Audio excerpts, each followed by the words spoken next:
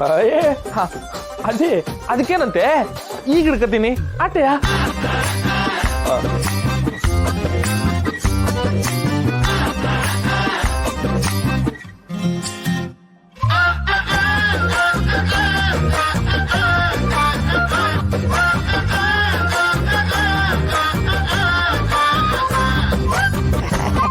ಇಳ್ಕಳ ಚಂದವನ್ನ ಹಾಕೊಂಡಿದ್ದೀನಿ ಪುಕ್ಲ ನೋಡವ ಇವನ್ನ ನೀನು ನಿನ್ನ ಸೆರ್ಗಲ್ಲೆ ಗುಂಟಾಕಿ ಇಟ್ಕ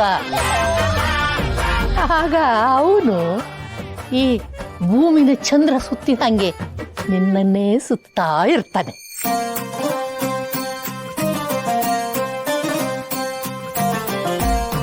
ಅಜ್ಜಿ ತುಂಬಾ ಪ್ರಿಯಗಳು ಕಣ ಗೋಡಂಬಿ. ಅಣ್ಣ ನಾನು ಅನ್ಕೋತಾ ಇದ್ದೀನಿ ಅಜ್ಜಿಗೆ ಅಂಗಡಿಯಲ್ಲಿ ಒಂದು ಕೆಲಸ ಕೊಡೋಣ ಅಂತ. ಹೆಂಗೆ ಸುಮ್ಕಿರ್ಲ ಪಾರ್ವತಿ, ನಾ ಬರ್ತೀನಿ. ನಾ ಹೇಳಿದ್ದೆಲ್ಲ ಜಪ್ತಿ ಇಟ್ಕ ಬರ್ತೀನಿ. ಅಜ್ಜಿ ಊಟ ಮಾಡ್ಕೊಂಡು ಹೋಗ ಅಜ್ಜಿ. ಬೇಡ ಕಣ್ಲ, ಯಾಕೋ ಬೆನ್ನು ಮನೆಗೆ ಹೋಗಿ ಮನೆ ಕತ್ತೀನಿ. ಏ ಗೋಡಂಬಿ ನೀನು ಅಂಗಡಿ ತಾ ಹೋಗು. ರಾಣಿ ಅಲ್ಲಿ ದಿನಸಿ ತುಂಬಿರೋ ಒಂದು ಬ್ಯಾಗ್ ಐತೆ, ಅದನ್ನ ಎತ್ಕೊಂಬರವ. ಸರಿ ಅಜ್ಜಿ ನಿನ್ನ ನಾನೇ ಗಾಡಿಲಿ ಬಿಟ್ಬಿಟ್ಟು ಬರ್ತೀನಿ. ಸುಮ್ಕೆ ಕಾಲು ನೋಯಿಸ್ಕೋಬೇಡ ತಾತಾರವ. ಅಜ್ಜಿ ಇದರಲ್ಲಿ ತಿಂಗಳಿಗಾಗೋಷ್ಟು ರೇಷನ್ ಐತೆ, ಏನ ಬೇಕಂದ್ರೆ ನಂಗೆ ಹೇಳು ಸರಿನಾ? ಬಾ ಹೋಗುಮ್ಮ. ಪಾರು ಬರ್ತೀನಿ ಕಣ್ರವ. ಅಜ್ಜಿ ಹೋಗುಮ್ಮ. ಬರ್ತೀನಿ ಬಾ.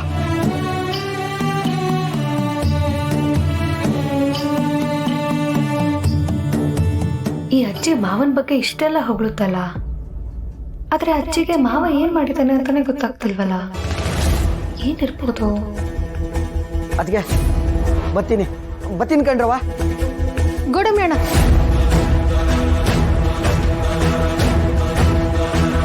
ಅಜ್ಜಿ ಮಾವನ್ಗೆ ಅಷ್ಟೊಂದು ಗೌರವ ಕೊಡ್ತಾರಲ್ಲ, ಮಾವ ಅಂತದ್ ಏನ್ ಮಾಡಿದಾನೆ?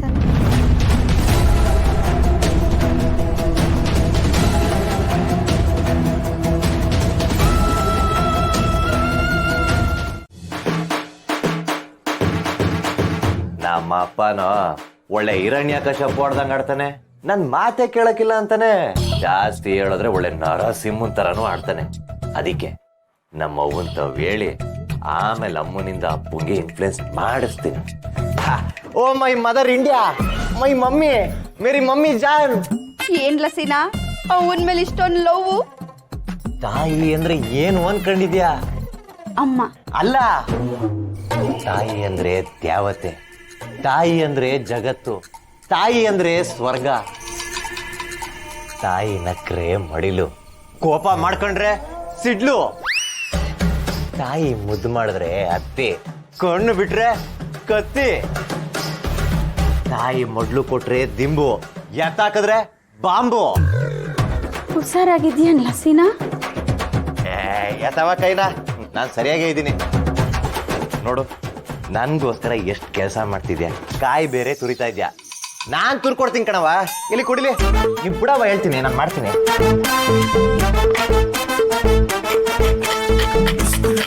ಅವ್ವ ವಿಷಯ ಏನ್ ಗೊತ್ತಾ?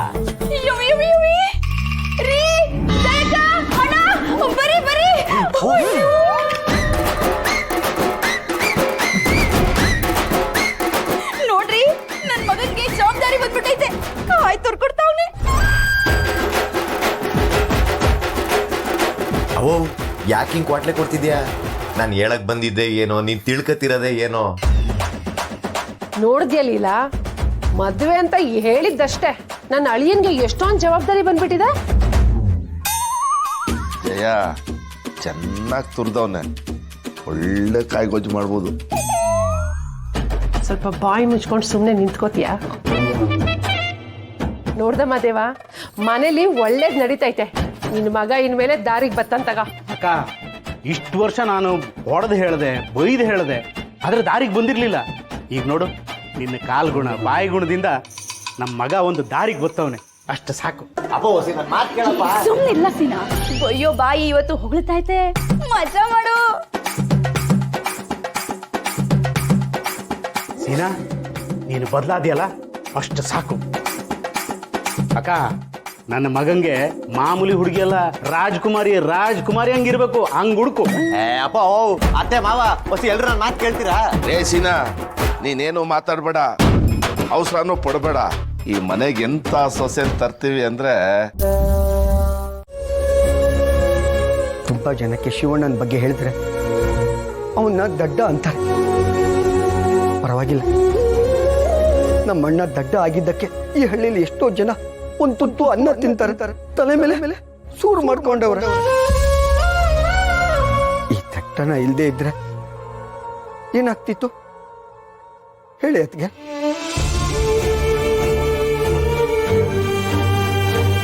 ಅದಕ್ಕೆ ನಾನು ಒಂದು ಮಾತು ಹೇಳ್ತೀನಿ ಕೇಳಿ. ನನಗೆ ಪ್ರಪಂಚದ ಜ್ಞಾನ ಇಲ್ಲ.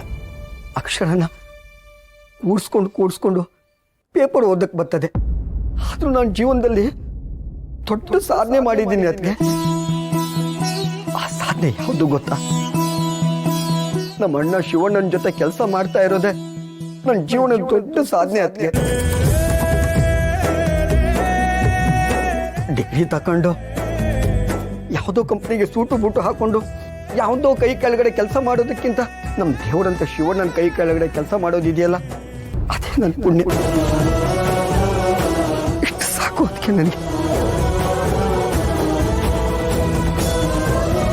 ನಾನು ಮಾತ್ರ ಅಲ್ಲ, ಶಿವಣ್ಣನ ತಂಗಿಯರಾಗಿ ಹುಟ್ಟಿರೋದು ನಿಮ್ಮೆಲ್ಲರ ಪುಣ್ಯ.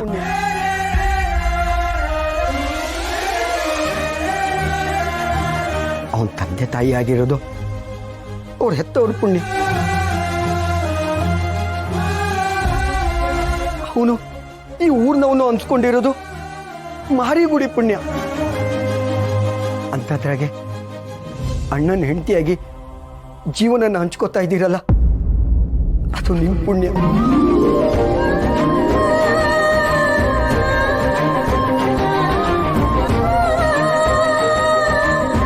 ಒಂದಲ್ಲ ಎರಡಲ್ಲ, 100 ಜನ್ಮದ ಪುಣ್ಯ ಅದಕ್ಕೆ, 100 ಜನ್ಮದ ಪುಣ್ಯ.